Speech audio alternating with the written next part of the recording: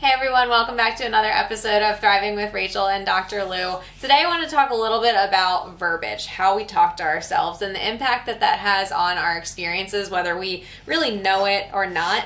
I know we talk a lot about how we think and think more positive and sort of, but I think one thing that we don't really pay attention to is how choice words play such a significant role. Huge. And how we experience things and how we feel about things. Like, for instance, if I, do you like the beach? You like going to the beach? Yeah. Sounds like a vacation. If I told you, well, you should go on vacation, what's your... My initial reaction was, well, what if I want to go somewhere else?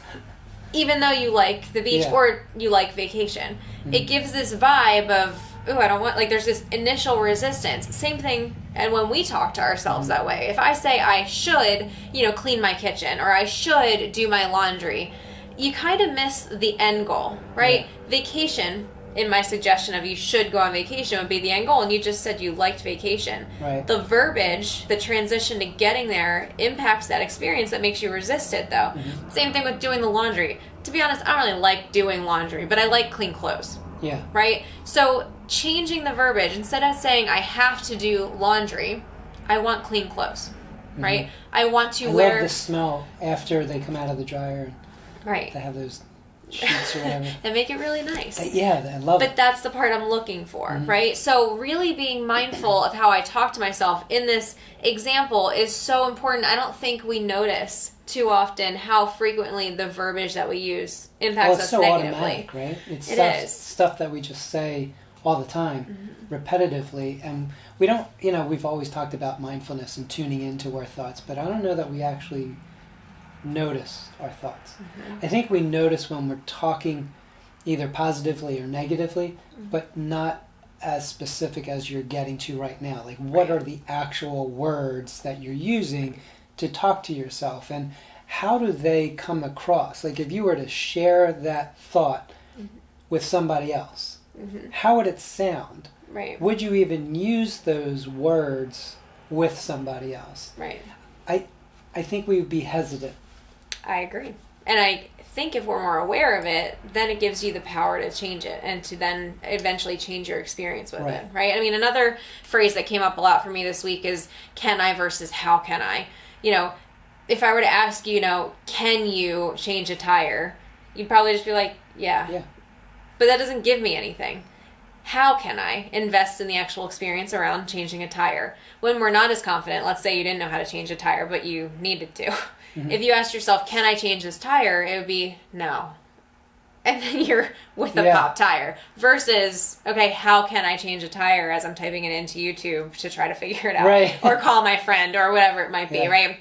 The energy we invest in the one question's answer, or the answer to the first question versus the answer to the second, is very different. It creates, again, a different experience. Definitely. And that's the part I want to make sure we're paying attention to, is being able to pause throughout the day and really ask ourselves when we're noticing shifts, when we're feeling disappointment, when we're, feeling discouraged or not motivated around things, how are you talking to yourself? What are you asking yourself? Yeah.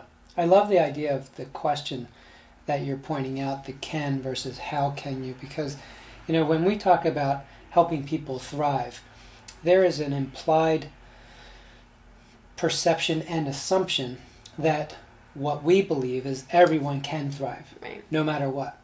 So it's all about how can I, not can I or can I. And I think oftentimes, you and I even get stuck with that question of can I do this, as opposed to how can I. And I think, if we do tune in and notice what those questions are that we're asking ourselves that kind of set up whether or not we do something, makes a big difference. Right. Because if the answer is no, are you going to pursue it? No. Versus how, it assumes already that it's possible. Right, exactly. Versus can I is like, ooh, I don't know, can I? Yeah. And then there's a question of my ability. And then when we question our abilities, that digs into motivation. I'm not motivated if I'm already telling myself or feel as if I can't do something. Yeah. So I don't invest energy or investigate further on how is it possible. And I think some people might question, well, some things are really difficult. Sure. So how do I push through and do those things? And I think the answer would be look at your values, or why did you start it? Right. You know, why did that is come it? up in the first place? Right. And I think if we can look at those reasons that got us there to begin with, that got us even thinking about doing this, that's part of the motivation that we want to use and pull from in order to move us to the end. Right. Like, why am I telling myself I should do the laundry? Well, because my value is to be clean. Right. For Have clean instance. clothes, smell good. Right. Love that. Right. So when really I love that idea. The idea of looking back at the function of, you know, why did it present itself in the first place? What was the kind of the triggering factor that got me there in the first place? Because if we can resort back to that again, it redirects my energy.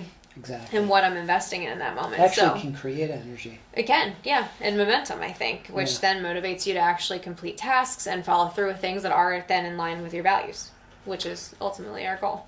So, you know, something to be paying attention to and tuning into when you're feeling any kind of discomfort or shift from content.